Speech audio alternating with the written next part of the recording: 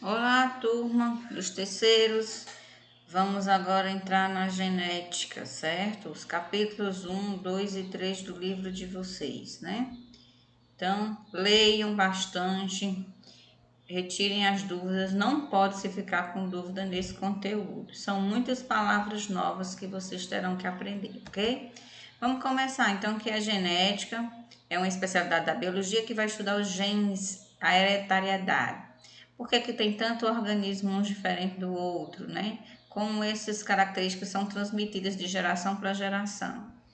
Então, o gene é a principal parte da genética, né? Gene. Então, o que é o gene? É um segmento, certo? Capaz de produzir informações para as próximas gerações, né? Para compreender herança genética e hereditariedade e herdabilidade, aliás, é necessário relembrar como o nosso corpo é formado, o que é uma célula, quais as estruturas que temos nas células, funções, até chegar na transmissão das características genéticas. Então, nós vamos lembrar só um pouquinho do que é a célula, né? Que você estudar lá no primeiro ano, rever onde é que estão todos esses genes, essas informações genéticas, né? Para a gente entender a árvore da vida, a genealogia da família de vocês, as características que vai passando de pai para filho, ok?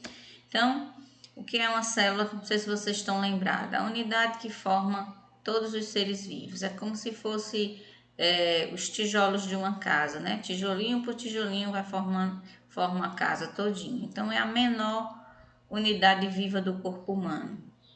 O conjunto determinado de células constitui os órgãos. Então, a gente já viu que todos os órgãos da gente é formado por célula, né?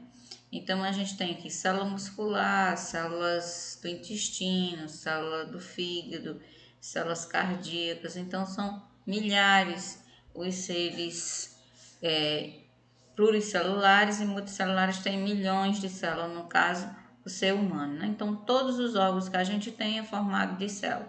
Aqui está o exemplo da célula tronco, né? Que dá origem a todas as outras células do nosso corpo.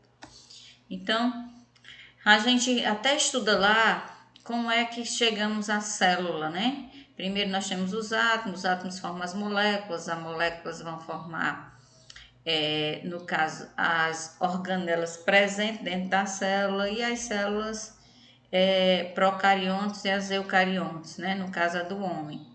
E aí vão formando esses órgãos, os órgãos formam os sistemas formam o ser humano.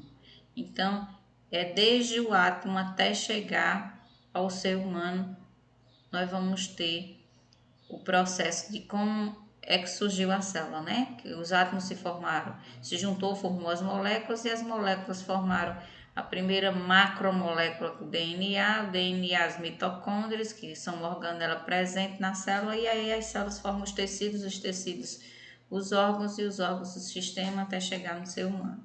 Então, esse conteúdo foi do primeiro ano. E aí, no núcleo da célula, nós vamos ter uma estrutura muito importante, que é os cromossomos, né? No núcleo da célula. Cada célula humana, é raro muito isso na atividade, viu? Possui nos cromossomos sexuais, nós só temos metade dos cromossomos, 23 cromossomos. E no corpo humano, nas células humanas no geral, nós temos 23 pares ou 46 cromossomos. Então vocês estão, eu acho que confundindo. Quantos cromossomos tem a espécie humana? 46 ou 23 pares. Você tem que dizer o nome pares na frente se for falar em 23. Agora, quantos tem nos órgãos, no espermatozoide, nas células sexuais, espermatozoide e óvulo? No espermatozoide 23 e no óvulo 23, certo? Então, no núcleo das células, nós vamos encontrar quem? DNA, que estão dispostos na forma de cromossomo ou cromatina, certo? Então, bem condensados nos cromossomos. Então, a gente tem como é que é formado esse DNA. DNA é uma molécula muito grande, né? Formada, no caso até que o nome dele é ácido desoxirribonucleico. Essa molécula, ela tem 4 bases, a DNA, adenina, timina, citosina e guanina. Essa timina está em vermelho porque ela pertence somente ao DNA. O RNA já é outra, é a uracila, certo? E não a timina. Então, ó, nessa longa fita você vai encontrar todas as informações dos seres vivos. E é aqui que vai transmitir as características hereditárias de cada ser vivo, todos, inclusive até dos vírus, certo? Vai ser transmitida. Ela armazena essas informações para que o RNA possa produzir as proteínas necessárias para os seres vivos. Então, relembrando essa fita, se a gente fosse estirar essa fita, que é uma dupla hélice, né? Não é uma fita simples, é uma dupla, o DNA. Ela tem de um lado como se fossem os corrimões numa escada. Aqui seriam os degraus numa escada, né?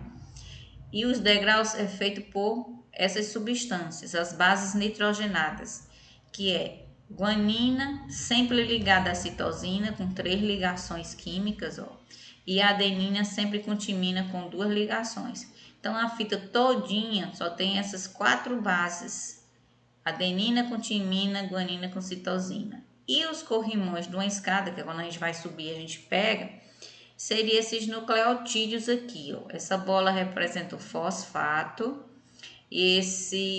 essa figura aqui representa uma pentose, que é um açúcar com 5 carbonos, que no caso do DNA é desoxirribose, ligada às bases nitrogenadas. Do outro lado, do mesmo jeito, fósforo, o açúcar desoxirribose ligado à base nitrogenada, ok? O DNA se duplica, ele se autoduplica porque ele tem que fazer cópia dele mesmo, né? E aí a gente tem a ajuda do enzima que vai abrir a fita e a polimerase vai ligar, ou a ligase vai ligar as substâncias que tiver solta, cada um correspondente. Por exemplo, na hora que ela abre, a adenina vai se ligar à timina, a guanina à citosina e vai preenchendo os 2 lados da fita. A gente diz que ela é semi-conservativa porque ela vai conservar sempre um lado.